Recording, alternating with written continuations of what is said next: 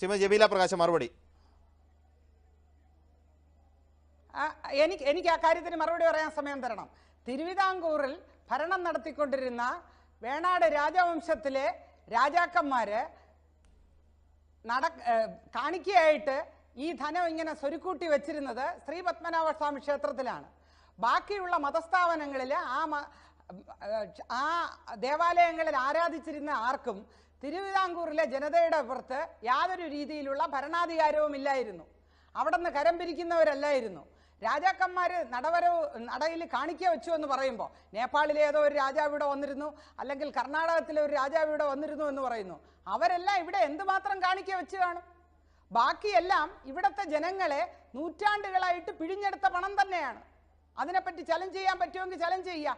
പിന്നെ ഏഷ്യാനെറ്റ് ചാനലിലൂടെ Janata Dal secular MLA ആയിരുന്ന ശ്രീമതി ജമീല പ്രകാശം തിരുവിതാംകൂർ രാജവംശത്തെയും ഭരണ ഉപരിവർഗമായ നായന്മാരെയും കുറിച്ച് അപകീർത്തികരമായി സംസാരിച്ചതുപോലെ മീഡിയ 1 ചാനലിലും സംസാരിക്കുന്നു.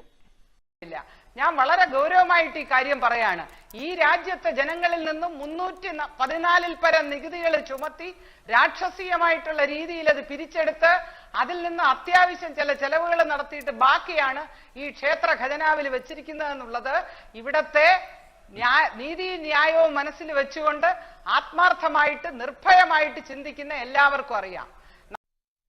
ശ്രീമതി ജമീല പ്രകാശം കഴിഞ്ഞകാല തിരുവിതാംകൂർ രാജാക്കന്മാർക്കെതിരെ ഉന്നയിച്ച ആരോപണങ്ങൾ നിലനിൽക്കുന്നതാണോ?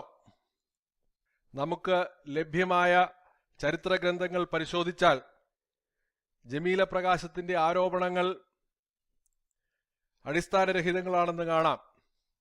ചരിത്രാതീതമായ കാലം മുതൽ ഇന്നിപ്പോൾ കേരളം എന്നറിയപ്പെടുന്ന ഭൂപ്രദേശം ഭരിച്ചിരുന്ന രാജാക്കന്മാർ നിയമങ്ങൾ ഉൾപ്പെടെയുള്ള ഭരണപരമായ മാർഗനിർദ്ദേശങ്ങൾ സ്വീകരിച്ചിരുന്നത് മനുസ്മൃതിയിൽ നിന്നാണ്. മാർത്താണ്ഡവർമ്മ മഹാരാജാവ് തനിക്കെതിരെയുള്ള ഗൂഢാലോചനയിൽ പങ്കെടുത്ത യോഗക്കാരായ ബ്രാഹ്മണരെ വധിക്കാഞ്ഞതും മനുസ്മൃതി പ്രകാരമാണ്. 1878 പ്രസിദ്ധീകരിച്ച പി ശങ്കുണ്ണി മേനോന്റെ A history of Travancore from the earliest times എന്ന ഗ്രന്ഥത്തിന്റെ പേജ് 125 ഈ വിവരം രേഖപ്പെടുത്തിയിട്ടുണ്ട്. അദ്ദേഹം ബ്രാഹ്മണരെ കൊല്ലാതെ നാടുകടത്തുകയാണ് ചെയ്തത്. ഹിന്ദുക്കളുടെ പാരമ്പര്യ നിയമങ്ങൾ ഉൾക്കൊള്ളുന്ന മനുസ്മൃതിയിൽ രാജാവ് പ്രജകളുടെ മേൽ എപ്രകാരം കരം ചുമത്തണമെന്നും പ്രജകളിൽ നിന്ന് എപ്രകാരം കരം പിരിക്കണമെന്നും വ്യക്തമായ മാർഗനിർദ്ദേശങ്ങൾ നൽകിയിട്ടുണ്ട്. ഇതിന്റെ വെളിച്ചത്തിൽ ചിന്തിച്ചാൽ തിരുവിതാംകൂറിലെ ഭരണാധികാരികൾ സാധാരണ നിലയിൽ ദുസ്സഹങ്ങളായ അഥവാ ഒപ്രസീവ് ടാക്സസ് പ്രജകളുടെ മേൽ അടിച്ചേൽപ്പിച്ചിരുന്നില്ലെന്ന് മനസ്സിലാക്കാം. അസാധാരണമായ സാഹചര്യങ്ങളിൽ അധിക നികുതി പിരിച്ചിട്ടുണ്ടെങ്കിൽ ആ സാഹചര്യങ്ങൾ സംജാതമാക്കിയതിന്റെ കാരണങ്ങളും അത് ആരൊക്കെ മൂലമാണെന്നും മറ്റൊരു വീഡിയോയിൽ വിശകലനം ചെയ്യുന്നുണ്ട്. ഇവിടെ ഇപ്പോൾ പ്രജകളിൽ നിന്ന് കരം പിരിക്കുന്നതിന് മനുസ്മൃതി നൽകുന്ന മാർഗനിർദ്ദേശങ്ങൾ എന്തെന്ന് കാണാം. പ്രജകളെ ബുദ്ധിമുട്ടിക്കാതെയും ഉപദ്രവിക്കാതെയും കരം പിരിക്കണമെന്നാണ് മനുസ്മൃതി ഉപദേശിക്കുന്നത്. ചരിത്രപരമായ ഈ തെളിവുകളുടെ വെളിച്ചത്തിൽ XMLA ആയ ഇടതുപക്ഷ കീഴാള മനോഭാവമുള്ള ശ്രീമതി ജമീല പ്രകാശത്തിന്റെ ആരോപണങ്ങൾ ദുരുദ്ദേശപരവും ചരിത്രത്തെക്കുറിച്ചുള്ള അജ്ഞതയിൽ നിന്നും ഉടലെടുത്തതാണെന്ന് കാണാം. മനുസ്മൃതി അനുസരിച്ച് തന്നെ വകവരുത്തുമായിരുന്ന ശത്രുക്കളെ വധിക്കാതെ ജീവനോടെ വിട്ടയച്ച മാർത്താണ്ഡവർമ്മ മഹാരാജാവ് അപ്രകാരം മനുസ്മൃതി നൽകുന്ന മാർഗനിർദ്ദേശങ്ങൾ അനുസരിച്ചായിരിക്കില്ലേ പ്രജകളിൽ നിന്നും കരം പിരിച്ചിട്ടുണ്ടാവുക? അദ്ദേഹത്തിന്റെ പിൻഗാമികളും ഈ വിഷയത്തിൽ അതേ പാത തന്നെയായിരിക്കില്ലേ പിന്തുടർന്നിട്ടുണ്ടാവുക? കരവും മനുസ്മൃതിയും. മനുസ്മൃതി അധ്യായം 7 ശ്ലോകം 80.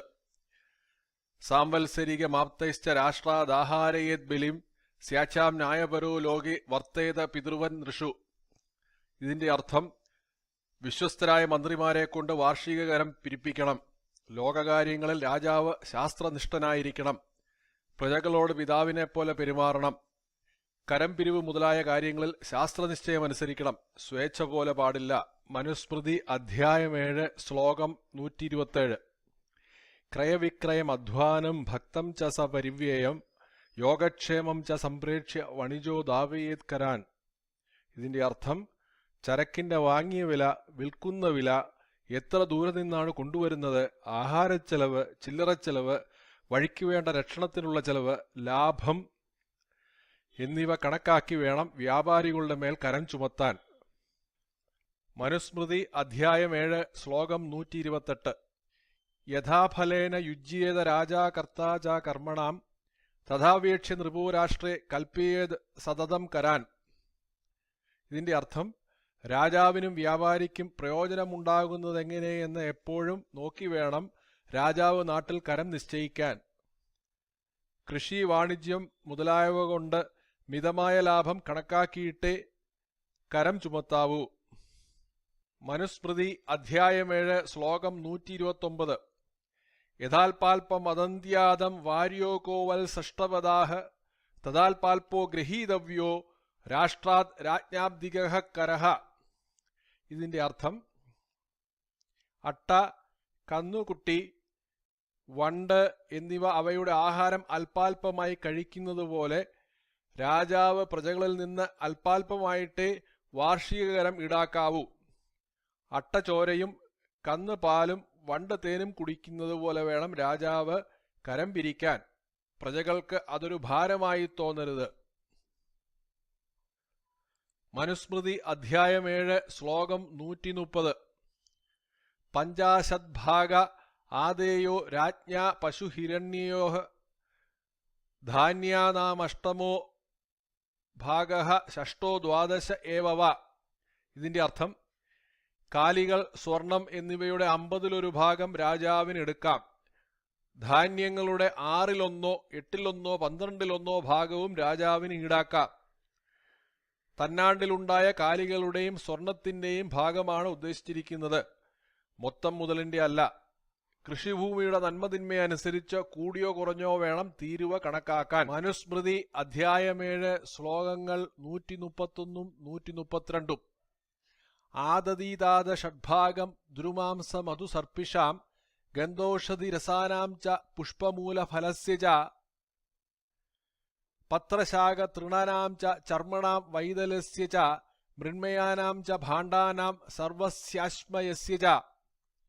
ഇതിന്റെ അർത്ഥം, മരം, മാംസം, തേൻ, നെയ്യ്, സുഗന്ധവസ്തുക്കൾ, മരുന്നുകൾ, ദ്രവ്യങ്ങൾ, പൂക്കൾ, കിഴങ്ങുകൾ, കായ്കൾ, ഇല, ചീര, പുല്ല്, തോല്, പയറ്, മൺപാത്രങ്ങൾ, നാനാതരം കല്ലുകൾ ഇവയിലെല്ലാം 6-1 കരം ചുമത്താവുന്നതാണ്. ദ്രുശബ്ദം ദ്രുമശബ്ദവാചകമായിട്ടാണ് പ്രയോഗിച്ചിരിക്കുന്നത്. മനുസ്മൃതി അധ്യായം 7 ശ്ലോകം 133. മ്രിയമാണോ അപ്യാദതീതന രാജ ശ്രോത്രിയാത്കരം നജ ക്ഷുദ്ധാസ്യ സംസീതേ ശ്രോത്രിയോ വിഷയേ വസൻ. ഇതിന്റെ അർത്ഥം, പ്രാണൻ പോകുമെന്ന് വന്നാലും രാജാവ് വേദജ്ഞനായ ബ്രാഹ്മണനിൽ നിന്ന് കരം മേടിക്കരുത്. തന്റെ രാജ്യത്ത് വസിക്കുന്ന ശ്രോത്രിയൻ വിശപ്പുകൊണ്ട് വലയാനും ഇടവരുത്തരുത്. ജ്ഞാനനിഷ്ഠരെ പ്രോത്സാഹിപ്പിക്കുകയെന്നത് രാജാവിന്റെ കടമയാണ്.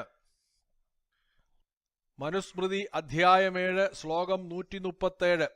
യത് കിഞ്ചിദപി വർഷസ്യ ദാവയേത് കര സംചിതം വ്യവഹാരേണ ജീവന്തം രാജാ രാഷ്ട്രേ പൃഥഗ്ജനം. ഇതിന്റെ അർത്ഥം, നാട്ടിൽ ചില്ലറ വ്യാപാരം ചെയ്ത് ജീവിക്കുന്ന താണക്കൂട്ടരിൽ നിന്ന് അല്പമെന്തെങ്കിലും ആണ്ടുതോറും ഈടാക്കേണ്ടതാണ്. മനുസ്മൃതി അധ്യായം 7 ശ്ലോകം 138. കാരുകാഞ്ചിൽപ്പിനശ്ചൈവ ശൂദ്രാംശ്ചാത് മോപജീവിനഃ ഏകൈകം കാര്യേത് കർമ്മ മാസി മാസി മഹീപതിഹി. ഇതിന്റെ അർത്ഥം, കൊല്ലന്മാർ, ആശാരികൾ, സ്വന്തമായി വേല ചെയ്ത് കഴിയുന്ന ശൂദ്രർ, ഓരോ മാസവും ഓരോ ദിവസം രാജാവ് ഇവരെക്കൊണ്ട് തനിക്ക് വേണ്ടി വേല ചെയ്യിക്കണം. മാസത്തിലൊരു ദിവസത്തെ പണിയാണ് അവരുടെ കരം. അധ്യായം 7 ശ്ലോകം 139. നോച്ചിന്ത്യാദാത്മനോ മൂലം പരേഷാം ചാതിതൃഷ്ണയാ ഉച്ഛിന്ദൻ ഹ്യാത്മനോ മൂലമാത്മാനം താംശ്ച പീഡയേത്. ഇതിന്റെ അർത്ഥം, അതിലോഭം കൊണ്ട് തന്റെയും അന്യരുടെയും വേരെറുക്കരുത്. തന്റെ വേര് മുറിക്കുന്നതുകൊണ്ട് തന്നെയും അന്യരെയും ദ്രോഹിക്കാനിടയാകുന്നു. ആത്മമൂലച്ഛേദനം എന്നതിന് പ്രജാസ്നേഹം കൊണ്ട് കരം ചുമത്താതിരിക്കുക എന്നാണ് വ്യാഖ്യാതാവ് പറയുന്നത്. തന്മൂലം സ്വന്തം മൂലച്ഛേദം. അതിലോപം കൊണ്ട് അമിതകരം ഈടാക്കിയാൽ പ്രജകളുടെ മൂലച്ഛേദം. അധ്യായം 8 ശ്ലോകം 307. യോ അരക്ഷൻ ബലിമാദത്തെ കരം ശുൽക്കം ച പാർത്ഥിവ പ്രതിഭാഗം ച ദണ്ഡം ച സ സദ്യോ നരകം വ്രജേത്. ഇതിന്റെ അർത്ഥം, വേണ്ട രക്ഷ ചെയ്യാതെ ധാന്യാദികളുടെ 1/6 രാജഭോഗമായി സ്വീകരിക്കുകയോ കരമോ തീരുവയോ പിരിക്കുകയോ പതിവായി പഴം, പൂവ് മുതലായ കാഴ്ചകൾ വാങ്ങുകയോ പിഴ ഈടാക്കുകയോ ചെയ്താൽ ആ രാജാവ് മരിച്ചയുടനെ നരകം പ്രാപിക്കും. മനുസ്മൃതി അധ്യായം 8 ശ്ലോകം 394. അന്തോ ജഡഃ പീഡസർപ്പി സപ്തപ്ത്യാ സ്ഥവിരശ്ചയാ ശ്രോത്രിയേഷുപകുർവംശ്ച നദാപ്യാഹ കേരജിത്കരം. ഇതിന്റെ അർത്ഥം, അന്ധൻ, ജഡൻ, വികലാംഗൻ, 70 ചെന്ന വൃദ്ധൻ, ശ്രോത്രിയർക്ക് ഉപകാരം ചെയ്യുന്നവൻ, ഇവരിൽ നിന്ന് ആരും കരം ഈടാക്കരുത്. മനുസ്മൃതി അധ്യായം 8 ശ്ലോകം 398. ശുൽക്കസ്ഥാനേഷു കുശലാഹ സർവവണ്യ വിചക്ഷണാഹ കുര്യുരർഹം യഥാബല്യം തതോ വിംശം നൃപോഹരേത്. ഇതിന്റെ അർത്ഥം, എല്ലാ ചരക്കുകളെക്കുറിച്ചും അറിവുള്ള സമർത്ഥരായ ആളുകളെ ചുങ്കസ്ഥലങ്ങളിൽ നിയമിക്കണം. അവർ ചരക്കുകളുടെ തൂക്കത്തിനനുസരിച്ച് വില നിശ്ചയിച്ച് ലാഭത്തിൽ 20 രാജാവ് തീരുവ ഈടാക്കണം. അധ്യായം 8 ശ്ലോകം 400. ശുൽക്കസ്ഥാനം പരിഹരന്നകാലേ ക്രയവിക്രയീ മിഥ്യാവാദീ ച സംഖ്യാനേ ദാപ്യോ അഷ്ടഗുണമത്യയം. ഇതിന്റെ അർത്ഥം, ചുങ്കസ്ഥലം ഒഴിഞ്ഞുമാറിപ്പോകുകയോ അസമയത്തെ ക്രയവിക്രയം ചെയ്യുകയോ തീരുവ കുറയ്ക്കാനായി വ്യാപാര വസ്തുവിന്റെ വില കളവായി കുറച്ചു പറയുകയോ ചെയ്യുന്ന വ്യാപാരിയോട് 8 ഇരട്ടി തീരുവ ഈടാക്കേണ്ടതാകുന്നു. മനുസ്മൃതി അധ്യായം 8 ശ്ലോകം 404. പണം യാനം തരേദാപ്യം പൗരുഷോ അർത്ഥപണം തരേ പാദം പശുശ്ച യോഷിച്ച പാദാർത്ഥം രിക്തഃ പുമാൻ. ഇതിന്റെ അർത്ഥം, വെറും വണ്ടിക്ക് 1 പണം കടത്തുകൂലി ചുമത്തണം. ഒരുവന് ചുമക്കാവുന്ന ചുമടിന് കടത്തുകൂലി 1/2 പണം, പശുവിനും സ്ത്രീക്കും 1/4 പണം, ചുമടൊന്നുമില്ലാത്ത പുരുഷന് കൂലി 1/4 പണവും. മനുസ്മൃതി അധ്യായം 8 ശ്ലോകം 405. ഭാണ്ഡപൂർണാനി യാനാനി താര്യം ദാപ്യാനി സാരഥഃ റിക്തഭാണ്ഡാനി യത്കിഞ്ചിത് പുമാംസശ്ചാപരിച്ഛദാഹ. ഇതിന്റെ അർത്ഥം, ചരക്കു വണ്ടികൾക്ക് ചരക്കിന്റെ തൂക്കമനുസരിച്ച് കടത്തുകൂലി ചുമത്തേണ്ടതാകുന്നു. കനം കുറഞ്ഞ ചരക്കുകൾക്കും ഏഴകൾക്കും അല്പം വല്ലതും കൂലി ചുമത്താം. അധ്യായം 8 ശ്ലോകം 406. ദീർഘാധ്വനി യഥാദേശം യഥാകാലം തരോ ഭവേത് നദീതീരേഷു തദ്വിദ്യാത് സമുദ്രേ നാസ്തി ലക്ഷണം. ഇതിന്റെ അർത്ഥം, പുഴയിൽ കൂടി ഏറെ ദൂരം പോകണമെങ്കിൽ ദൂരവും കാലവും അനുസരിച്ച് കൂലി നിശ്ചയിക്കണം. ഇത് നദിയിൽ കൂടിയുള്ള യാത്രയ്ക്കാണ്, സമുദ്രത്തിലുള്ളതിനല്ല. അധ്യായം 8 ശ്ലോകം 407.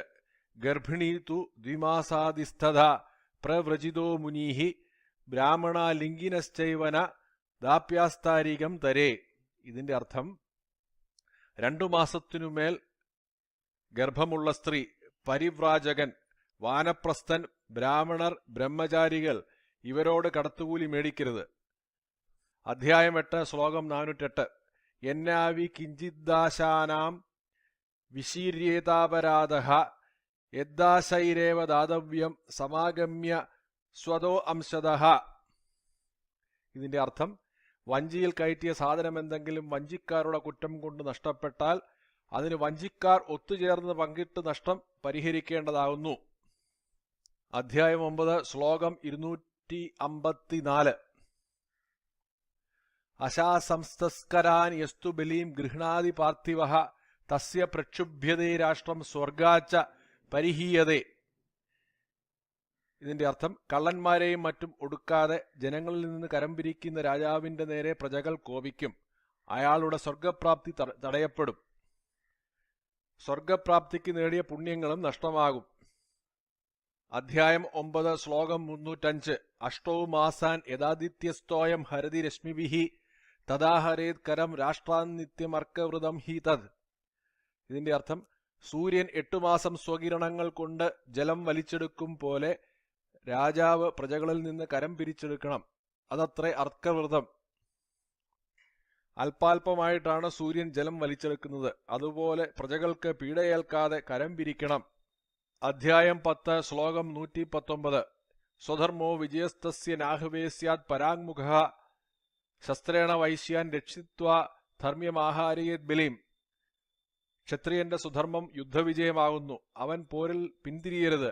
ആയുധം കൊണ്ട് വൈശ്യനെ ശത്രുക്കളിൽ നിന്ന് രക്ഷിച്ച് ന്യായമായ കരം ഈടാക്കേണ്ടതാകുന്നു.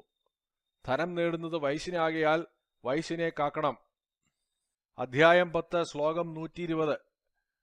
ധാന്യേ അഷ്ടമം വിശാം ശുൽക്കം വിംശം കാർഷാപണാവരം കർമ്മോപകരണാഹ ശൂദ്ര കാരവഹ ശില്പിനസ്തത. വൈശ്യരിൽ നിന്ന് ധാന്യലാഭത്തിന്റെ 8-1 സ്വർണാദികളിൽ നിന്നുള്ള ലാഭത്തിന്റെ 1/20 ഭാഗവും കരമായി ഈടാക്കാവുന്നതാണ്. ഇതിൽ ഏറ്റവും കുറഞ്ഞ കരം ഒരു കർഷാപണമായിരിക്കും. ശൂദ്രർ, തച്ചന്മാർ, ശില്പികൾ എന്നിവർ കർമ്മം കൊണ്ട് ഉപകാരം ചെയ്യുന്നവരാണ്. അവരെ കരം ചുമത്തരുത്.